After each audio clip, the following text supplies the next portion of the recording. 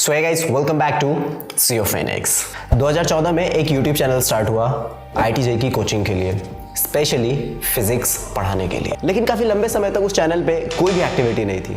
जैसे ब्रेकअप के बाद लोगों के हार्ट रेट एकदम फ्लैट। फिर टाइम आया साल 2018 जब उस चैनल पे 50,000 सब्सक्राइबर्स हो गए थे, और तब उस टाइम पे वो सर ने बोला कि हम अपना एक खुद का प्लेटफॉर्म लेके आने वाले हैं। फिर साल था 2020 जब उन्होंने अपना खुद का ऐप लॉन्च किया, और अब साल है 2022 जब वो एक छोटा सा चैनल अब एक बहुत बड़ा यूनिकॉर्न स्टार्टअप बन चुका है।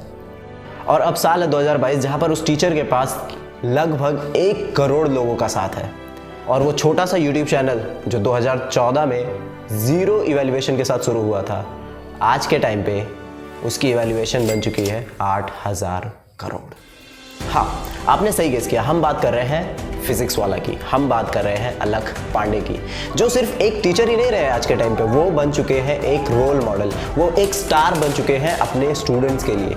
बेसिकली वो स्टूडेंट्स जो IIT JEE नीट की कोचिंग्स लेते हैं, और अब उनका डोमेन जो है वो कई सारे फील्ड्स में फैल चुका है।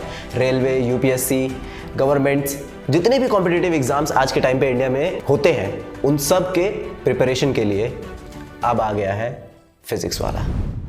तो आखिर ऐसी क्या खास बात है फिजिक्स वाला में? आखिर ऐसी क्या खास बात है अलख पांडे में जो उन्हें और उनकी कंपनी को बाकी टीचरों से और बाकी जो एडटेक स्टार्टअप्स या फिर एडटेक कंपनीज है उनसे एकदम ही अलग बनाती है? खास बात यह नहीं है कि उन्होंने 8,000 करोड़ की कंपनी खड़ी कर दी, और वो भी स्क्रैच से। लेकिन खास बात यह है कि अगर इंडिया में जो स्टूडेंट्स हैं वो किसी टीचर पे सबसे ज़्यादा भरोसा करते हैं, किसी टीचर पे सबसे ज़्यादा ट्रस्ट है अगर उनका, तो वो है अलख पांडे। हाँ, तो इस इंसान में वो खास बात है जो बाकियों में उतनी नहीं है, और अभी तक इन्होंने जो भी अपने स्टूडेंट्स के लिए किया है उसे हमेशा एक ऊंची नज़र से देखी जाएगी और उसका हमेशा सम्मान किया जाएगा। क्योंकि अपने ही एक इंटरव्यू में उन्होंने कहा कि हम सेवा कर रहे हैं अपने देश की और उस देश के आने वाले भविष्य की, ताकि कोई भी बच्चा चाहे भारत के किसी भी दूर दराज गांव में ही क्यों ना हो, उससे उसका जो बेसिक राइट है एजुकेशन का वो उसे ज़रूर मिलना चाहिए। और सलाम है उस शख्स को जिसके मुंह से ये जो शब्द है वो निकले। लेकिन इन सब में एक छोटा सा प्रॉब्लम है, और वो है इनके रेवोल्यूशन की बात का। आज के टाइम पे अलख पांडे सर जो रेवोल्यूशन है वो एडटेक में लेके आ रहे हैं, लेकिन उस एजुकेशन में लेके आ रहे हैं जो ऑलरेडी एग्जिस्ट कर रहा है। जबकि उनका नारा था कि हम इंडियन एजुकेशन में रेवोल्यूशन लेके आने वाले हैं। तो अब है ये मैसेज अलख सर के लिए। लेकिन सर एक बार सोचते हैं कि असली रेवोल्यूशन तो वो होगा ना कि हम इस कचरे को ही साफ कर दे पूरी तरीके से, जो है हमारा एग्जिस्टिंग एजुकेशन सिस्टम, ताकि बच्चों को मिल सके सच्ची शिक्षा, ना कि ये फर्जीवाड़ा जो सालों से चला आ रहा है अपने देश में। और कितने सारे स्टूडेंट्स हैं, कितने सारे बच्चे हैं जो इसका परिणाम अभी भी भुगत रहे हैं। इन्हें बिल्कुल भी ये नहीं पता कि इनको करना क्या है, क्योंकि कभी किसी ने सिखाया नहीं। और सर आप तो सुविधा प्रोवाइड कर रहे हैं सारी मछलियों को, ताकि हर मछली को बराबर चारा मिल सके, कोई भी वंचित ना रहे उससे।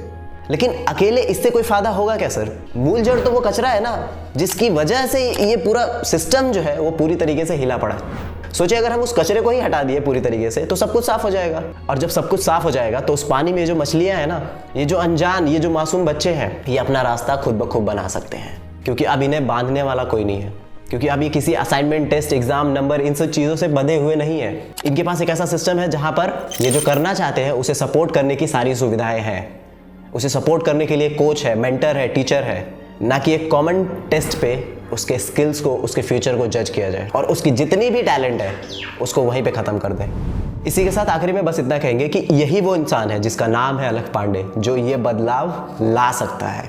हाँ, और ये है सबसे बड़ी खास बात फिजिक्स वाला की, ये है सबसे बड़ी खास बात अलख पांडे की।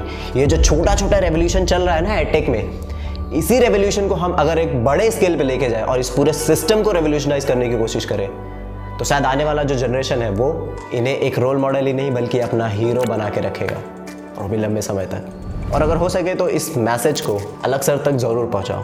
तब तक के लिए stay safe and thanks for watching. Don't forget to subscribe.